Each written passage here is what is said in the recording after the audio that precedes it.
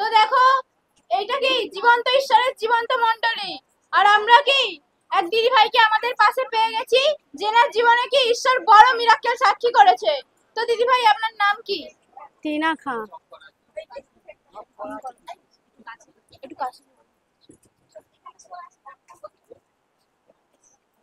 তো পরমেশ্বর পিতাকে ধন্যবাদ আর প্রভু যিশুকে কি অসংখ্য অসংখ্য ধন্যবাদ। সকলকে জয় যিশু, হালেলুয়া। আমার নাম তো টিনা খাঁ, বাড়ি তো বড় মহড়া। আপনি কত বছর মণ্ডলীতে যুক্ত? 1.5 বছর।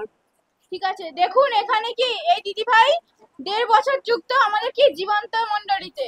তো দেখো এই দিদি ভাইয়ের সমস্যা এখানে লেখা আছে কি, এখানে দিদি ভাই কি ব্যভিচার করতো, মানে এই দিদি ভাইয়ের কি কি হয়েছিল দেখো লেখা আছে। দিদি ভাই কি ফোনের প্রতি আসক্ত ছিল, তারপর কি হতো গেম খেলতো, বাচ্চার উপর রেগে যেত, স্বামীর সঙ্গে কি খারাপ ব্যবহার করতো, এইগুলো কি দিদি ভাইয়ের ছিল। তারপর কি করে দিদি ভাই আপনি আসলেন, তারপর আপনার সাথে কি হলো? তো আমি যখন ঈশ্বরের সাথে যুক্ত হইনি তখন কি আমার নিজের ভাসুর কি আমার সাথে কি প্রেমের প্রস্তাব দেয়। তো আমার বিয়ে হয়ে গিয়েছিল, তো ওনার ভাইয়ের সাথেই হয়েছিল, কিন্তু কি উনি কি প্রেমের প্রস্তাব দেয়, আমাকে ভালো লাগে, কিন্তু কি আমি কি ওইটাতে না করে দিই। তারপরে কি হয়েছিল যে আমাকে কি বাজে বাজে কি থ্রেট দেওয়া হতো, তখনও কি আমি না করিনি। লাস্টে কি আমার যখন ছেলেটা হয়ে গেল, ছেলেটাকে কি মারার হুমকি দিত এবং কি আমার স্বামীকেও কি উল্টো পাল্টা বলতো। যখন এইসব কথা কি আমার শ্বশুর শাশুড়িকে বললাম, কি আমার শ্বশুর শাশুড়ি তো বিশ্বাস করতোই না, বলতো যে আমার ছেলে তো এইরকম নয়, আমার ছেলে তো খুবই ভালো, এরকমই বলতো, যে কি বিশ্বাসই করতো না। কিন্তু যখন সেই আমার স্বামীকে সমস্ত কিছু শেয়ার করলাম, দিন দিন কি প্রচন্ড কি অত্যাচার বাড়ার পরে কি সেই সন্তানকে মেরে ফেলার হুমকি দিত।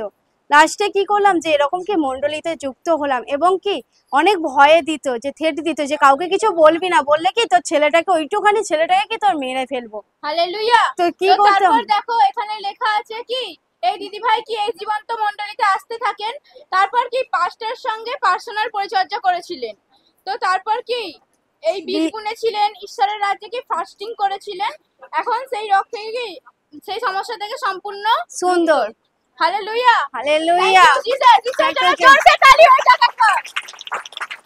তো হালেলুয়া এই দিদির জন্য, তো ঈশ্বরের জন্য, সেই আমাদের পরমেশ্বর পিতা যিনি আমাদের সঙ্গে সাথে থাকেন।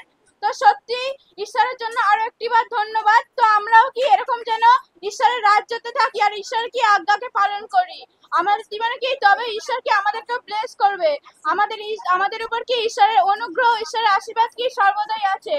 তো আমরা যেন যুক্ত থাকি, মণ্ডলীতে ছেড়ে না যাই। Hallelujah, thank you Jesus.